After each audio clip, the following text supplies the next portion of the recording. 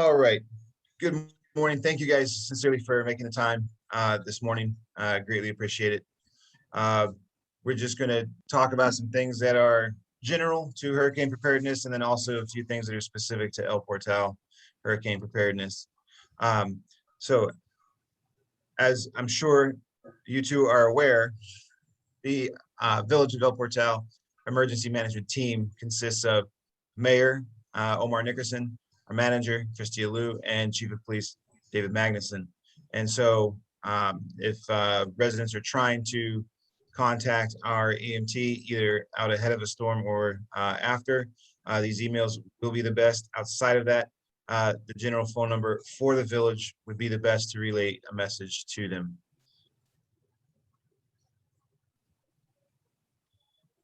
All right, so today what we're discussing is hurricane preparedness. So this involves before a storm, or really before the season, during a storm in the event that you're being impacted, and then after a storm. So forecasting becomes critical before a storm. And of course, there is no guarantee in forecasting.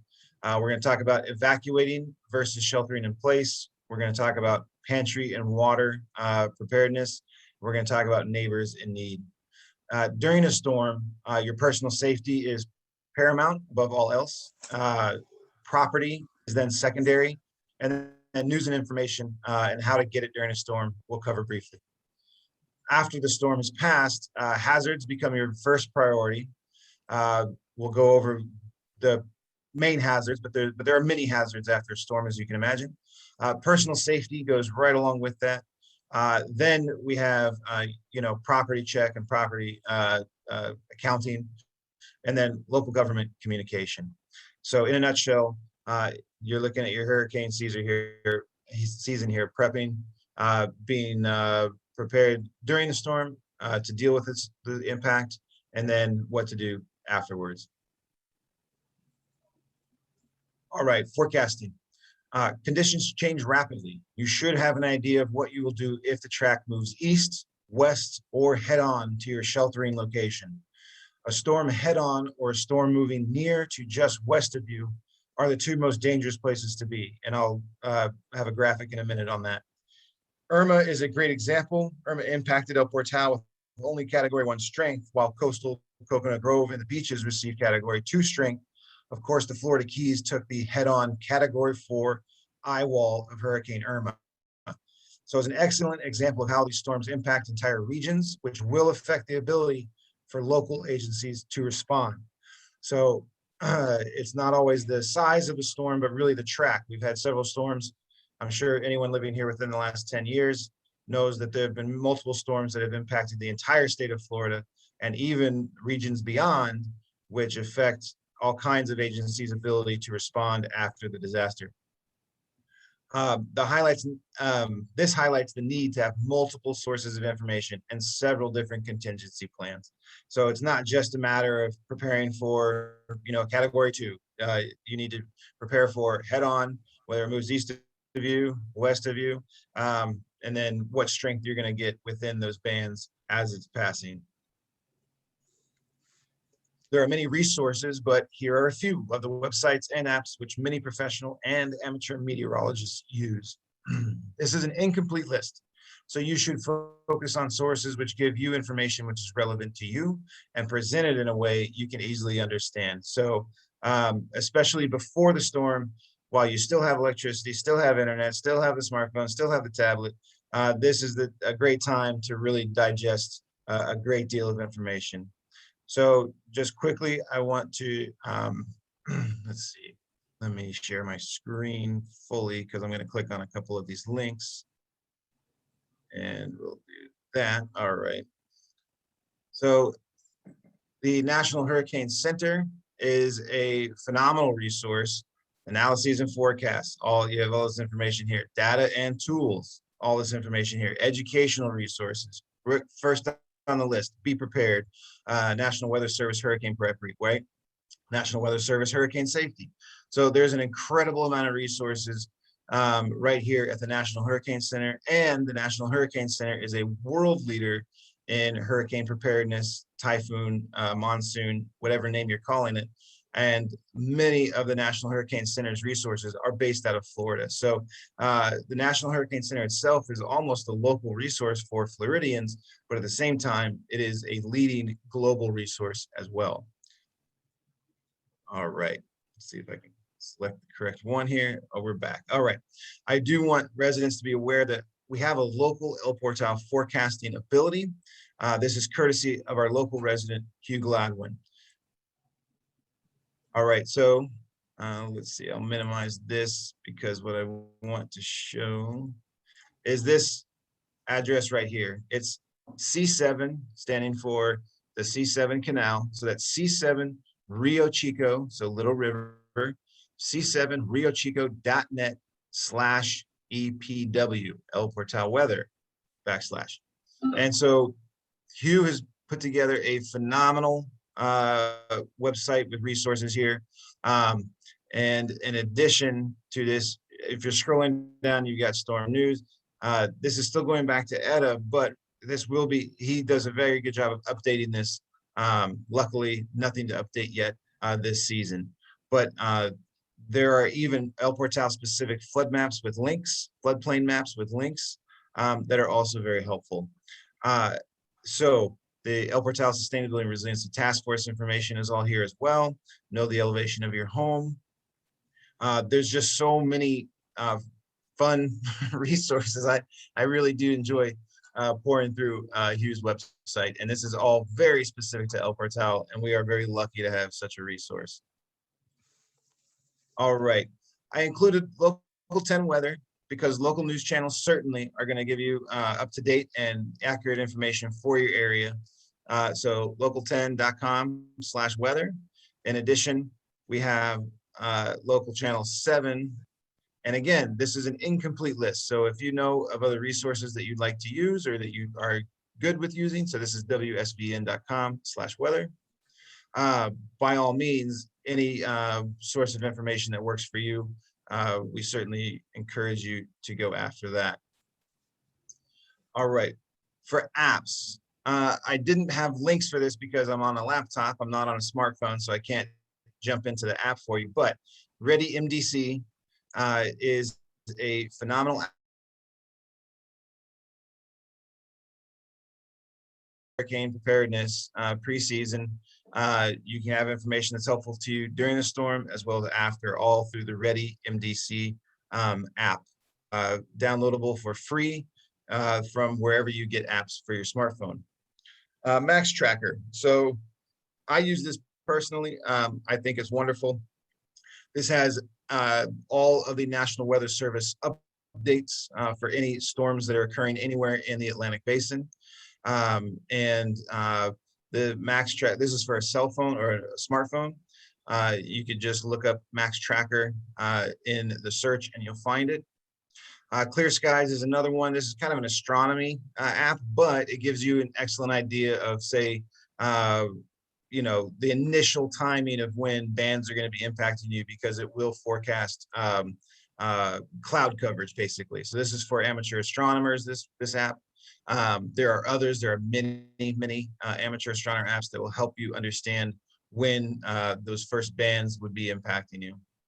Weather Channel certainly is something I've used over the years as well. And there are many more. Again, this is an incomplete list. So if you know of an app that you prefer to use or presents information to you in a way that you understand, by all means, find those resources and use them. All right, again, conditions do change rapidly. They really do. You should have an idea of what you will do if the track moves east, west, or head on to your sheltering location. A storm head on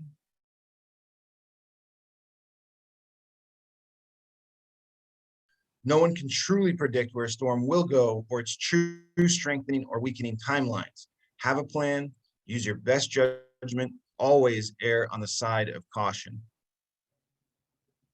So talking about the quadrants of a storm, you have the, this image here is actually from a weather service out of Idaho, if you can believe it or not. And so some of the terminology you might see a front left front right, back left, might be a little peculiar. We know them as the, simply put, this is almost always going to be your northwest quadrant, your southwest quadrant, your southeast quadrant, and your northeast quadrant. And so that northeast quadrant in the northern hemisphere in the Atlantic basin is your maximum hurricane impact. This is where you have the strongest winds, the heaviest rains. And so this quadrant right here, if this is your path, you absolutely need to be sheltering genuinely. Front left, storm surge is an interesting point of this one. So we are certainly impacted by storm surge in El Portal.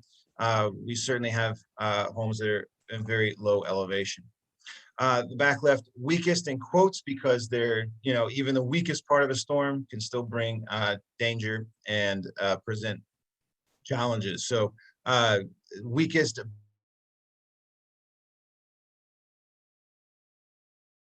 be impacted by the southwest quadrant that you're going to get out scot-free. It's not anywhere near a guarantee for you.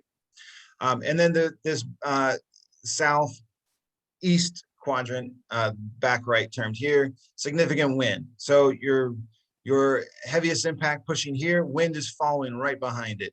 And so, as you can see from this image, which I think is actually kind of a hodgepodge of different pieces of information.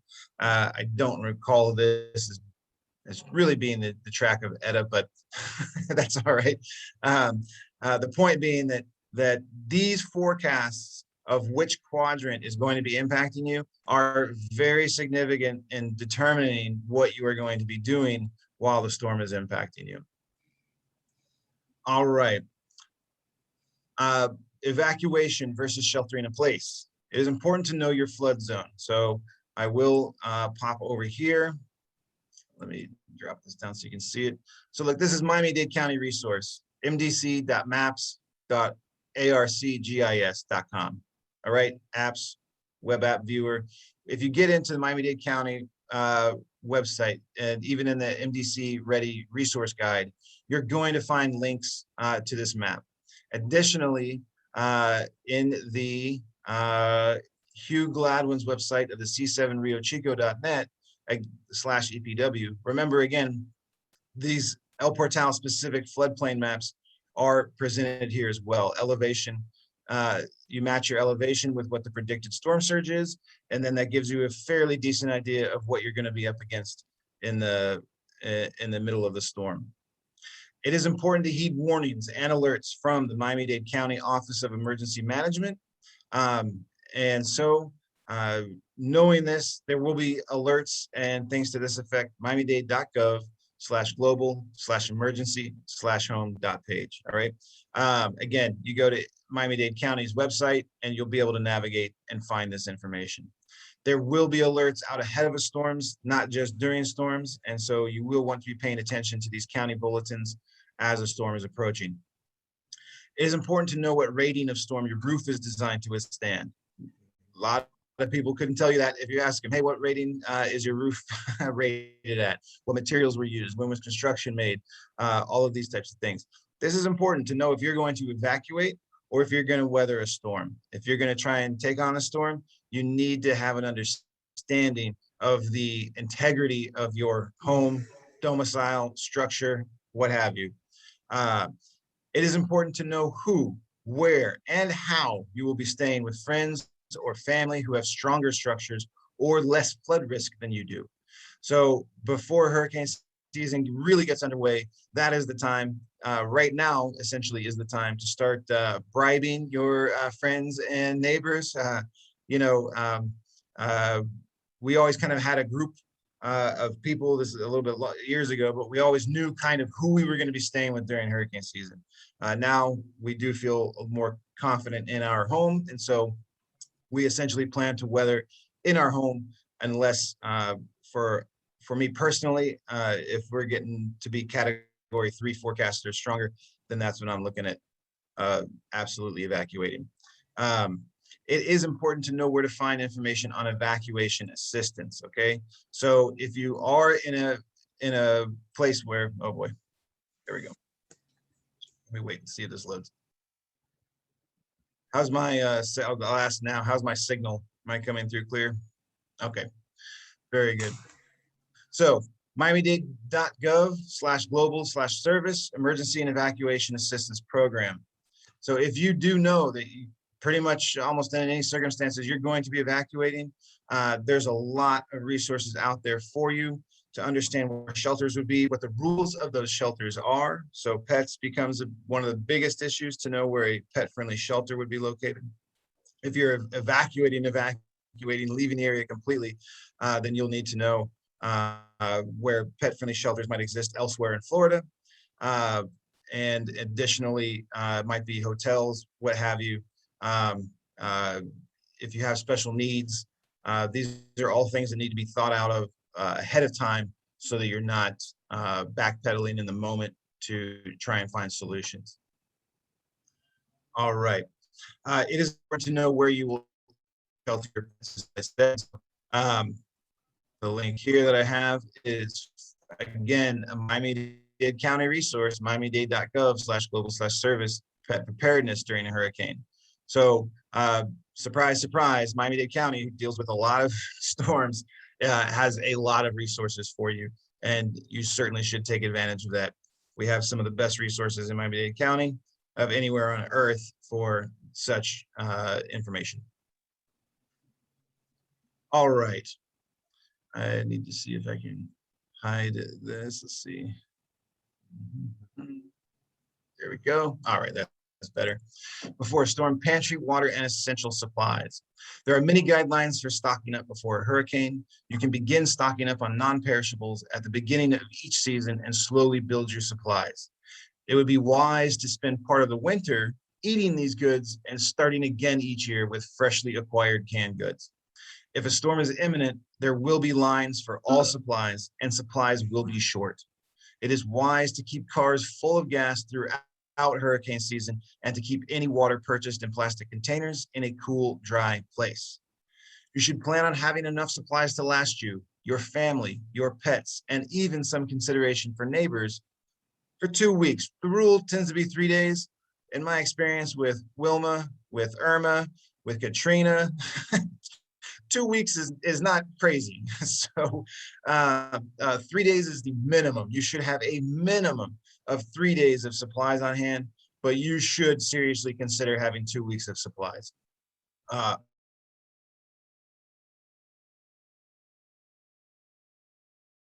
We've had a lot of close calls. I don't know if people pay attention to those close calls, but that we've had a lot of close calls over the past few years. And then obviously, some very experienced people here in Florida remember Andrew. All right, this includes medications, any other special needs items which are unique to your situation. You know you better than anybody. So of the information presented here today, you know which is going to be the most pertinent to you, and you know which you may be more willing to say, hey, you know what, that doesn't apply to me. I'll focus on these other items. You should budget these supplies as part of your living expenses in Florida for as long as you might live in a region which is a candidate for hurricane landfall. Every single year we go through the same thing, and hopefully nothing occurs like a landfall, and we get to throw, a celebration on December 1st, saying goodbye and good riddance to that year's hurricane season. A good rule for water is 1 gallon per person per day for 3 days. But you need to account for pets as well, and it would be a good idea to extend the water need at least 7 days. If you have a gas-powered range, you can boil water after the storm if needed and expand your pantry items to things that need heat for preparation. Have a plan for your pantry. We all know what happens at the grocery store when the supplies run out, gas station as well. All right. And then finally, neighbors. So you should know more or less what your neighbors will do ahead of a storm. Each storm will be unique, and so just as your plan should be able to change with the conditions, so should your neighbors. But these conversations become important and can help a lot with getting through the aftermath. Have a plan to communicate with neighbors before the storm about assisting with preparations. This could include putting up shutters, helping with supplies, creating multiple ways to get in touch with each other should cell towers be damaged and other communication lines interrupted. Each neighbor is different, and so this cannot be a one size fits all approach. Your neighbors will appreciate you asking about their plans, and this activity can add a new level of accountability to your own plan making. So if you've got a neighbor involved with planning, and you guys are kind of talking about it, then that helps both of you become more prepared. There's a lot of mentality of kind of being too cool for school with a lot of these things. And when it comes down to it, you're going to wish that you had prepared as best as possible when you are impacted. All right. So now that is, before the storm. There are many things to do, many lists to check off, and many things to track, and it can be a little overwhelming. And honestly, that's why you should start in December, as soon as the previous hurricane season ends. You should already be looking at some things you can do to prepare for next season. That way, when next season arrives, you're not short on funds to do the supplies. There's just so many reasons to take some time in those off months and see what you can do. All right, so let's say we have a storm impacting our area. First and foremost, personal safety. So just as discussed in before a storm, your location during a storm is very important. So some questions to ask yourself. Are you above the predicted storm surge height? Is the building or structure you are sheltering in rated to survive the strength of the storm impacting you? Are the walls solid and well built? Are the windows covered or otherwise impact resistant from flying debris? Is your roof designed to survive the strength of the storm impacting you? Will you have access to news and information? Will you have access to water? Will you have access to a first aid kit? And can you use everything in it correctly? Can you shelter in an interior space if windows, wall, or roof do fail? These are just some of the questions which can radically change your experience in a hurricane. So all of these questions are great questions to ask before, and they will all be answered during a storm. So if you're not sure of the answers to this, a storm will clear all of these questions right up for you. All right, continuing personal safety during a storm. Your personal safety depends on you knowing where you will shelter before the storm arrives. You cannot help your neighbors if you are in an emergency yourself. Emergencies happen during storms, to be sure, but knowing where you will go will eliminate most of the risk to yourself, your family, and loved ones, your pets, and even emergency responders during and after the storm. So take care of yourself and let others know how you're doing, and ask after your family, friends, and neighbors during the storm. You might even make a list of people you cannot get a hold of and when you lost contact with them. Listen to news sources for your local conditions and forecast. I don't like to use all caps, but I did it here.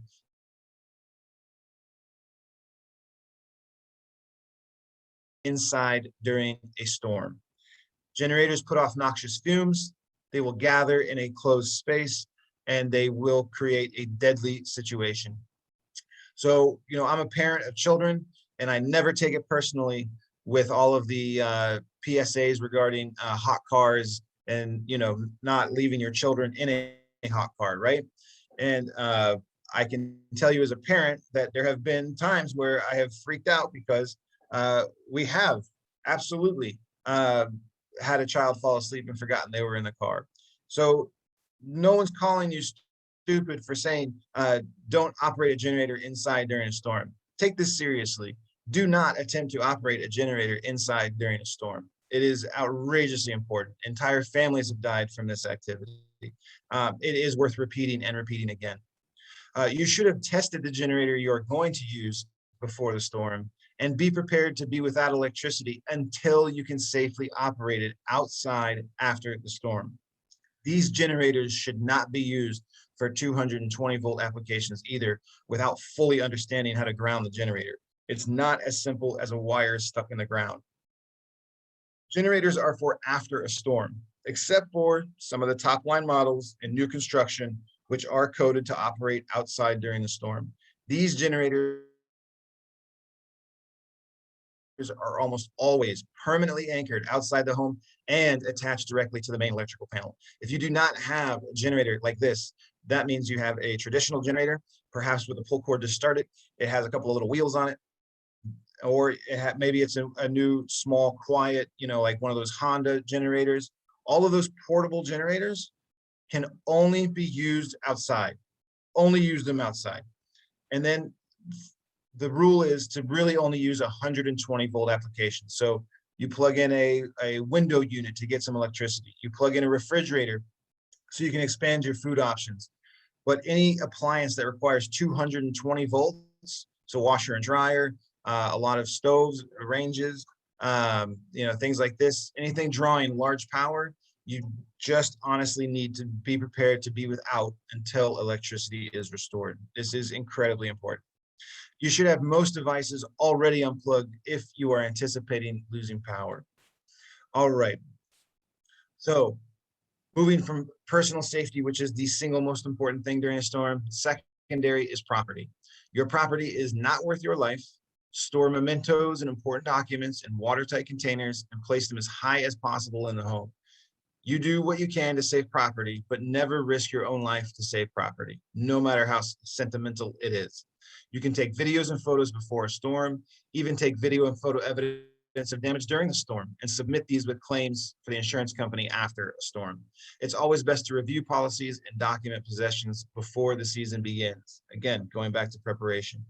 All loose items around the outside of the home should be stowed, tied down, secured, or otherwise removed from the wind field so that they do not become flying projectiles and missiles during the storm. Wind will pool in different areas of the property and become much stronger than the average wind strength of whichever band is hitting you. Anything with surface area can be picked up by the wind. Everything should be truly secure outside your home.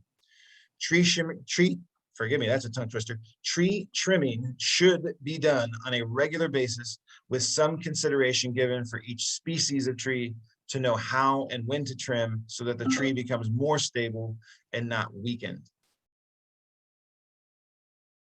All right, I mentioned it again.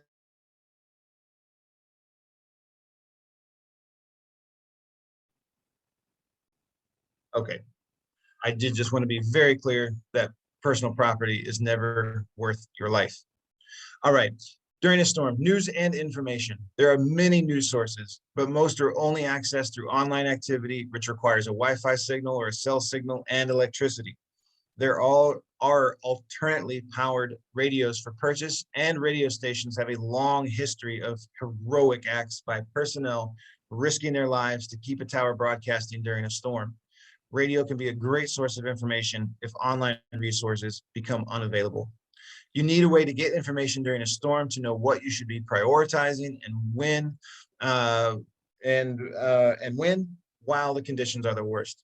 Sorry, I phrased that a little poorly, but what I'm trying to say is, in the heat of battle, in the middle of a storm impacting you, you do want to have information coming in so you can sometimes even just psychologically prepare for what's ahead of you.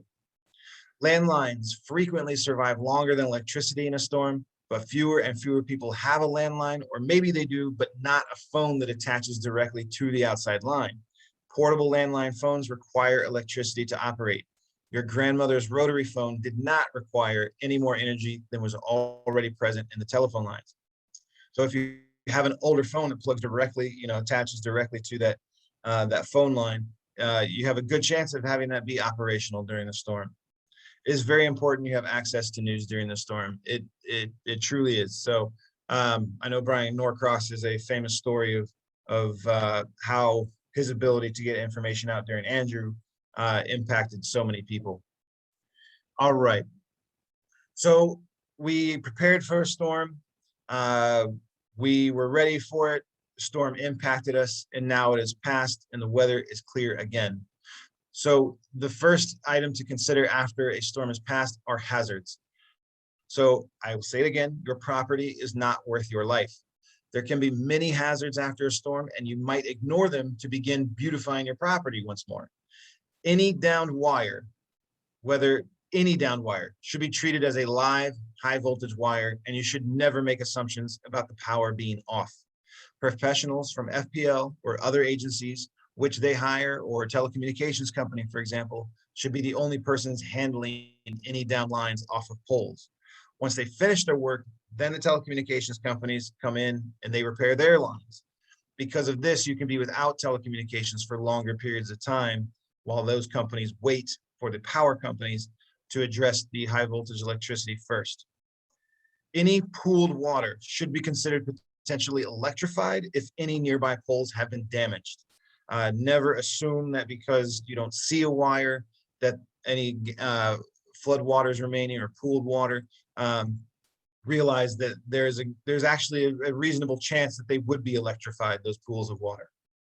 Fires can be caused by generators, improper cooking with improvised equipment, improperly stored fuels, and of course, many more sources for fires. Any heat source, electrical source, or any fuels for those sources should be approached with training and caution. Flooded streets can hide many toxins, sharp objects, and moving currents of water. You should never enter a flooded street on foot or in a vehicle. Turn around, don't drown is sage advice. Read your owner's manuals of your equipment, consult experts before attempting these alternative heat and electrical sources. If you don't know what you're doing, then just be prepared to go without until the normal operation resumes. Essentially, you have your electricity back. All right. Personal safety after a storm. You'll notice a theme here. Your property is not worth your life. Okay. Many accidents and deaths occur after a storm. Chainsaws, machetes, generators, cooking fires, devices to assist cooking fires, fuel cans, debris piles, flooded areas, down power lines, leaning trees, and even more reasons to be patient and wait for the various cleanup activities to get underway. El Portal has an emergency management team. The county has an emergency management team. The state has an emergency management team, and the federal government have emergency management teams. They are getting to work as soon as a storm passes. They are getting it done. So be patient.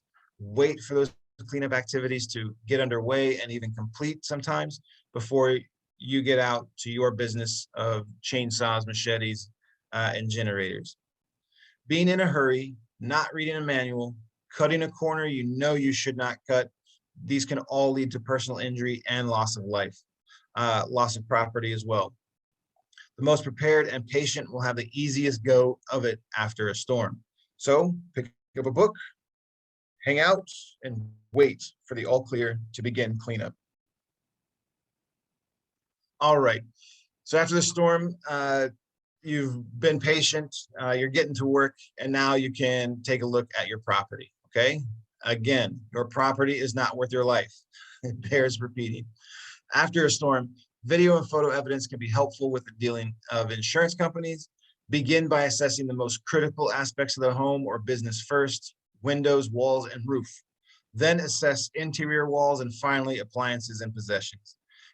This is all to know if you should be staying in that structure any longer, or maybe you survived in the structure during the storm, but now you can tell that it barely survived and you do need to leave that property because there could be existing hazards. The recovery process can be long, but hopefully through some preparation, not as long as it otherwise would be.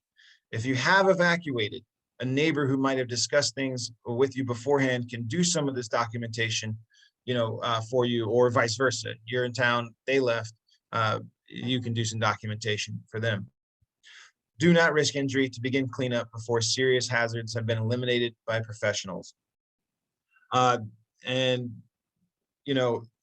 every year after storms, there are always tragedies that happen because people were not patient enough to wait for cleanup to really get to a place where it was safe for them to be out.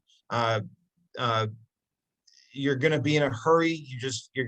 It's just been a slog and you just want to get going on some things, but patience at this point after a storm can pay huge dividends for you. All right. And in conclusion, preparation is the very best way to survive without heartache through the hurricane season. Talk to your neighbors and make more than one plan. And don't scoff at tropical storms or even depressions. You do need to understand the property that you're in, the piece of land that you're on in terms of elevation, and the forecasting of what is anticipated with the storm. So a lot of people have lived in Florida for a long time, and they say, oh, who cares about a tropical storm? I come from tornado country. And so I try never to take anything for granted. And so I do pay attention to any type of activity during hurricane season, because even smaller storms can catch you off guard, or honestly, tornadoes is a good example of this. You can have a house leveled and then 2 houses down, or even next door, there's no damage at all. Similar things can happen with these smaller storms where, most of the county is not really impacted, but your property was. So make more than one plan. Don't treat storms as, one size fits all. Be prepared to stay sheltered for 2 to 3 days and to be without services for another 3 days to 2 weeks beyond that. So this is very important. I'll say it again. Be prepared to stay sheltered for 2 to 3 days and to be without services for another 3 days to 2 weeks beyond that. Please respect heat and electrical sources. These will be your greatest points of tragedy, will be your heat and electrical sources. Be patient in the cleanup after a landfall takes place near you, and it's better to be prepared and have no landfalls than to shirk preparation and hope for the best year after year. And certainly hope that everyone has a great summer and fall, and hopefully we'll be raising a toast in December to an all clear hurricane season. All right, so if I can figure out how to, there we go. I think I'm back. All right. Mr. Mayor, I saw you jump in a little while ago. Welcome. All right. And do that. There we go. Okay. We've covered the material, and I did it in a fairly rapid fashion again, so that it could be used for YouTube channel and whatnot. At this time, I see that it's really our EMT and myself on the call here. So I'll ask first, Chief Magnuson, did you have anything that you wanted to add or make sure that people understood?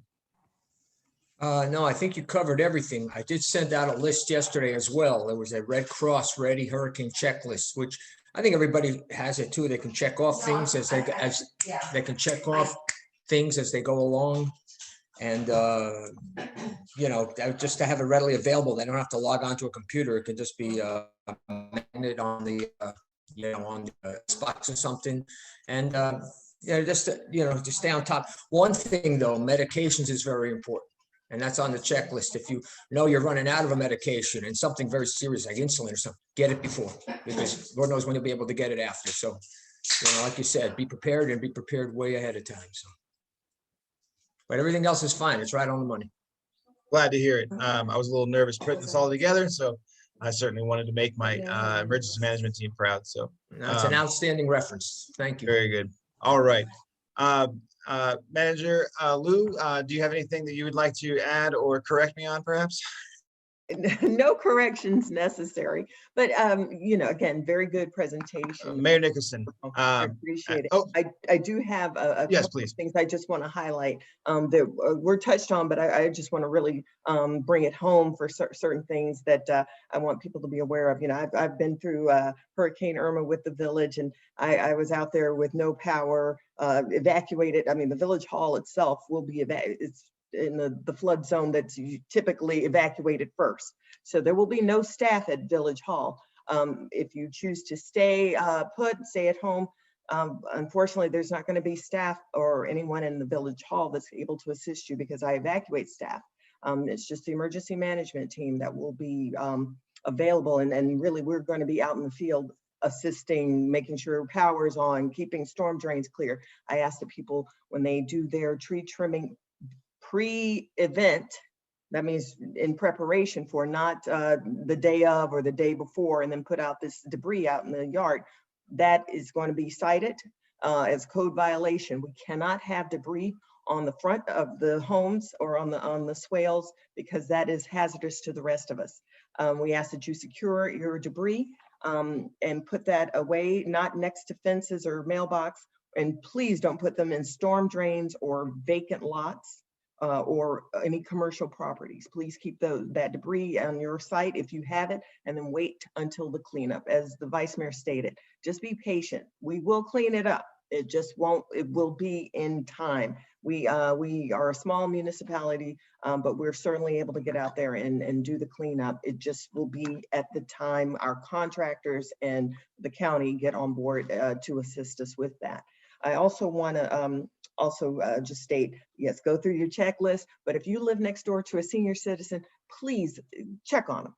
See if they're okay. If they need anything, they may need some extra water, they may need just assist. We, our police staff, our police department is good about getting to our seniors and checking on them. But, you know, as neighbors, we have to help each other out as well. And perhaps your neighbor needs a little extra or may not realize, and they don't have access to internet, or they don't know how to get the information online and or on an app as you can. So just check in with them and assist. Also, your pets are your responsibility. They are your family members. They need their medications and food and water just as much as the humans in your home. So be sure to prepare for them as well. And as I stated before, the Village Hall itself is not an evacuation center. We are not a hurricane-ready structure. That is why it's going to be evacuated as part of the first wave. And our police operations will be allowed there as much as possible until we are evacuated and moved to another location. But please be mindful of that we cannot take residents coming to the Village Hall. Our power will be just as precarious as the rest of the village. So know that. Calling FPL, I mean, you know how that's going to be. Everybody's going to be calling FPL if the power is out. So just be patient. We're working with you. We're working our contacts as well and working with the county to bring services as quickly as we can, but know that that can be days, possibly weeks, as it was even in the hurricane or category 1, which was Hurricane Irma. So we've been through that, but as we get new residents into the village of El Portal, I want them to understand, you know, we're doing everything we can to get services, but it just takes time. And let's see, I talked about the tree trimming, the debris, keep the storm drains clear as much as possible. We're limited in staff in terms of public work. So if you see someone putting something down a storm drain, please stop them. Tell them don't do it. It's for our safety, everyone's safety. When those storm drains are clogged, that increases the flooding and makes it worse. Please don't lift any manhole covers off. They are needed because they regulate that water flow. So don't remove any manhole covers, and please don't put anything in the storm drains. We need them to ensure the proper flow as best we can have. And always obey all curfews and emergency orders. I know you live in El Portal and you may want to be outside, but if the curfew is set for a time, it's for a reason. It's for your public safety. And we don't want our officers to have to get out of the vehicle or get out into a situation that could be dangerous for them too, when we are also trying to abide by the emergency orders and curfew. And again, just be as patient as possible. We are here to work for the village. We are not sleeping on that charge, and we are doing the best of our abilities. Our emergency management team is the first line that the village has. We have a call down list that engages each member from crime watch block captains to our village council to assist us as needed. And we're not going to call on anyone until there's a safe enough condition to start getting supplies and services to our residents. So just be patient and keep track of the conditions through the proper channels, which is, you know, your local news, radio news, radio stations, and where possible, internet and apps. And you know, we're in this together. That's what I have. You know, I have to drive home most of all. We're all in it together, and we're all working to ensure safety. Yeah, those are excellent points. So for example, the people who are stubborn and say, well, I'm gonna sit here with my property, don't always realize that by doing that, they're actually putting first responders at risk, because if they find themselves in an emergency situation, someone's going to have to risk their lives to get out and assist them. So yes, you can take that on yourself, certainly, but people do need to understand that it comes with consequences for others, specifically in that emergency responders may have to get out in dangerous conditions to help them. Again, growing up in tornado country, used to watch videos about understanding that blades of grass can be driven through boards, for example, in high winds.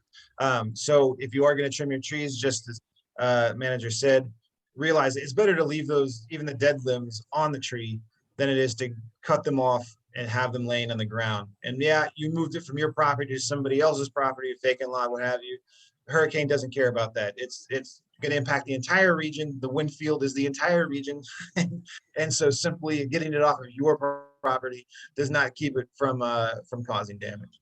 And There then, was one, yeah, there was go one ahead. point, I'm sorry, I made a note while you were talking, a couple of them, but one note, and I just wanted to touch upon it now before I forget. You were talking about the generators, and that was a sound point with the monoxide. But following the hurricane, when people start barbecuing, don't do it inside. And you'll be surprised how many people, they'll do it right in the doorway or in a garage closed in setting if there's no damage. And that gives off monoxide. People just got to be very prudent about monoxide and what emits monoxide, because a lot of these tragedies, like you said, occur even after the storm passes because they had no idea. So I just wanted to bring up the barbecuing too, because I've seen that too many times, and I've had to tell people, not so much in El Portel, what are you doing? Take that stuff outside and air the house out now, because it gives off monoxide. So I just want to add that to it, since it's a video, people can learn from Yeah, it. very true. Especially when, it's when severe stuff, like when really, like Irma, for example. I mean, they're between Katrina, Wilma, and Irma, we're talking about, more than 10 years apart, right? Or about 10 years apart. So a lot of complacency can set in, and, people just, this is not something you think about every day. And so when it comes to after the storm, and now you want to, feed your family, you don't always have that first of mind or front of mind. And so again, also back to what Manager Lou had said about neighbors. Don't be bashful. Talk to your neighbors and say, hey, I really did see that you're not supposed to have cooking implements and heat sources and things like that inside your house if you don't have the electricity back when you're using proper equipment. So it sounds obvious, just like hurricane prep sounds obvious, but it is important to have these reminders and keep these things at the top of people's mind. Excellent. Mayor Nickerson, did you have anything that you wanted to add or correct in the presentation? Well, nothing to correct. You guys have done a wonderful job, and I appreciate this, Vice Mayor. This was the way you put together that PowerPoint was perfect, and the way that we have it recording now, so that we can post it on the website and it'll be on YouTube. It's something that we can go back and look. And you were so decisive as far as spelling out exactly, point by point. So I really appreciate that and all the work you put in the preparation for that. And thank you to Chief also for sending out that Red Cross sheet. When I was looking over, something I noticed that I didn't even think about before was after the storm is over, avoid drinking or preparing food with tap water until you're sure it's not contaminated. I think a lot of people, if their water is still running, they just assume that it's safe to use. People are so happy because, once a hurricane comes, a lot of time the water gets cut off. So the moment the water comes back on, people are so excited and happy that the water's back on that they automatically dive right into it as far as cooking and things like that. So, you just have to be really careful with that after a hurricane is over. I think the overall theme of what everybody's saying here is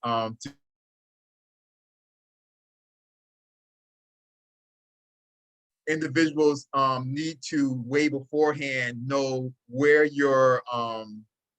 where the hurricane shelters are. Because I think a lot of times when the hurricanes come in, people are like sitting there in their house, like, okay, I'm gonna sit here. And then sometimes it gets to a point where they're like, okay, I'm gonna go to a shelter. And then they start to, at that particular time, start to go around and try to figure out where exactly their exact shelter is. So I think that, they really need to definitely have that, like know exactly. There you go. And when you were going through this and showing all the stuff that the county already has for us, it showed me that the county has all the information that we need. And in your PowerPoint, you're showing all the information that we need. So we really need to know exactly where those shelters are, so that they don't have to worry about running around, because you're stressed out in the moment. You're stressed out trying to get everything together and trying to decide what you're going to do and things like that. So just have those type of things planned out already, exactly where you need to go if you need to leave somewhere. And I think you guys hit a really good point when it came to medical needs and people with special medical needs also.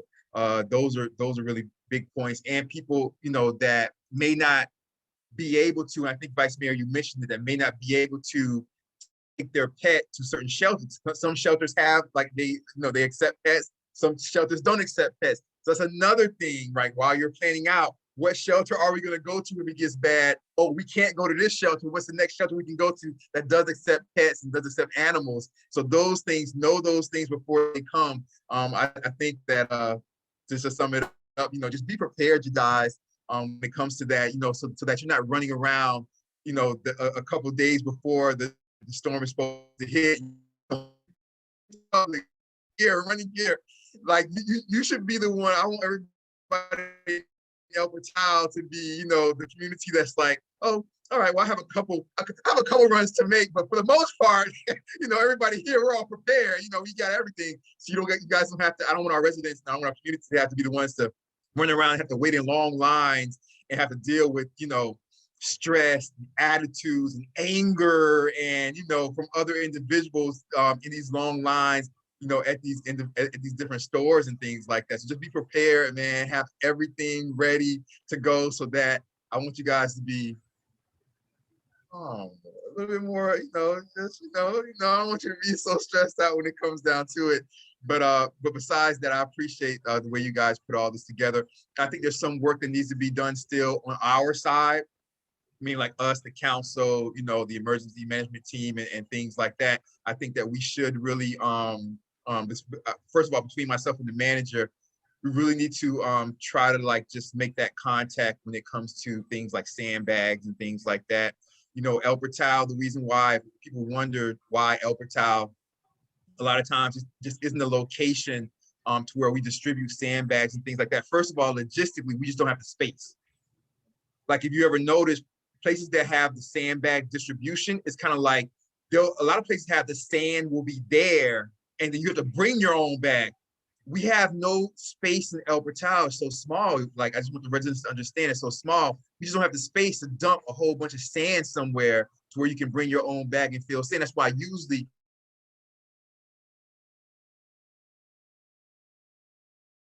it's a much larger municipality where they have like a location where they can do something like that. So, but that's something that me and the manager need to work on just as far as that goes. And something else, I think, Vice Mayor, for you, myself, the entire EMT, and what the manager was talking about as far as our call down list, I think that we should probably try to set up a meeting for all of us here, and with the crime watch individuals and with the block captains, so that we can have that meeting. We can do a Zoom meeting. We can have that meeting so that everybody kind of like, just kind of knows like how everything goes and what's going on. But as far as that goes, I really appreciate this again, Vice Mayor. I really appreciate you, Chief Magnuson, Madam Manager. You guys are doing exactly what needs to be done to let our residents know exactly what they need to do there. So thank you guys for this. If I can add Yeah, a couple of more things. yeah, I please. mean, we keep talking and then I'm like, oh yeah, that's a good point. I love that Sure. idea, Mayor. We definitely need to do our internal meeting to prepare ourselves in case of emergency, and the sooner the better. But just two more things. If anyone is doing renovations or construction on their homes, If there is an event coming, we get enough of a warning, you will have to have your dumpsters, roll-off dumpsters removed. And that's a known, any construction company knows they will have to get those dumpsters out of the yards and off to a secured site. So just no construction material, renovation materials, and dumpsters will have to be removed until after the event. And also, please, please, please go to reputable sites or visit websites that are more established. And in fact, we love that our own resident, Mr. Hugh Gladwin, has graced us with his knowledge and experience and prepared a fantastic information site about the village of El Portal. And we frequently use it for things, but that is not going to be your emergency site. Please go to miamidade.gov for all information, or one of the news sites, FEMA sites, something of that level, because poor Mr. Gladwin is not going to be able to keep you up to date on everything or moment, up to the minute on things related to storm when he too is preparing himself. But it's a great source for just information about where we are, your flood region and those kinds of things, but certainly not your resource for evacuation and emergency preparation and response. And that's it. Yeah, excellent points. And yeah, and then again, the way I kind of structured the presentation was to, again, this will be an ongoing resource that people will be able to access, and we can certainly probably get bogged down and talk about every scenario. I'm sure we all have our individual stories as well. And so, so in that, yeah, for me, the National Hurricane Center is the top. There's nobody better than the National Hurricane Center. And a lot of the other professional resources that you use actually gleans their information from the National Hurricane Center. So in addition to that, remember, we are competing for materials with all other regions that are impacted by these storms. So Texas, Louisiana, yes, Alabama and Mississippi both have coastline. Georgia is also, the panhandle is not so big, and Georgia gets impacted as well. All of these states, if they are impacted, will be absolutely consuming incredible amounts of resources, from things like plywood, for example, gasoline, and food stocks, all of these, right? And so if you have that plan and you're able to kind of be prepared ahead of time, then just as the mayor was saying, you're not going to be in a situation where you're running around and you're not able to find materials. I remember when Irma, forgive the crying baby. So I remember with Irma, I used Channel 7. So Max Mayfield is an absolute legitimate expert in hurricane forecasting. And so his app, Max, called Max Tracker, is what I use. Irma, 9 days before it made landfall, I was like, you know what? I'm going to go buy some water. So I wasn't the only one. 9 days before Irma, the grocery stores were almost completely out of 3-gallon water already. So I certainly was not the only person who thought that way. And now, headed into this hurricane season, we already have, a certain number of gallons on hand. We got the kids, we got pets, and so we just want to make sure we're prepared that way. So realize that supply chains are already strained right now. And then let's say Texas gets hit and then we get hit. Well, Texas is going to consume almost all the regional materials, and there won't really be the materials that Florida would need to deal with that situation. So that's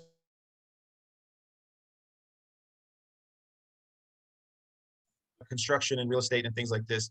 Things like plywood just are going to be incredibly scarce when the need arises. So yes, look, I have ADHD and I'm a very impulsive person, but I believe wholeheartedly that an ounce of preparation is worth, pound of what have you. So I'm sure I mixed up two phrases there, but you know what I'm saying. A little bit of preparation will save you an incredible amount of heartache, and that's coming from somebody with ADHD and is admittedly very impulsive. So there you have it. All right. If no one else has anything else to add to this, I think that we can feel good about signing off and having just one additional resources for our residents to use. That again, yes, go ahead, Chief. I'll leave you with something that President Lincoln said, because I don't know if he had HDHD, but he may have, but he said, what did he say? Something to the effect, give me 6 hours to chop down a tree and I'll spend the first 4 sharpening the axe. Uh-huh. I like And that. that's what we Yes. need. That's what we, Yes. that's what we're doing. There's no lines at Home Depot today. Right. And I would also say that people should have a bug out bag. And that's not to sound survivalist or over military, but have a bag ready. You don't have to Right. fill it now, but put your checklist in there. You need Right. insurance and all the stuff, the bags, have it ready. And then when the time comes, now you start packing it. You're not in a frenzy. The preparation is the key. Sharpen the axe now. That's all I'm going to say from a law enforcement point of view. No, that's an excellent point. And I would even say, just a little bit of really kind of brutal self-honesty with yourself about where to stop, right? Mhm. Like what's really critical, and think about that beforehand. Otherwise, you're going to be putting things like Everything. the ironing board in the car, and so the ironing board's not important. Leave the ironing board behind, and so yeah, exactly. If you hadn't Right. thought about it before, then in the moment it just becomes incredibly difficult to clarify and really do what you need to do. I really enjoy the anecdote about 4 hours sharpening and then get the 2 hours of work done and not have any problems. So very good. All right. I truly wish everyone a successful hurricane season. And I do hope that we will have a more of a celebratory meeting at the end of the hurricane season to discuss, packing generators away and things like that, and how to wind down and what to do in the off season. So hopefully we'll do that with a margarita or something come December. So thank you guys sincerely for your time today. I really do appreciate it. And thank you to any residents who utilize this information, and we look forward to seeing you out in the village. Have a great day, everybody. Thank you very much. Thank you, Take guys. care. Bye-bye. Take care.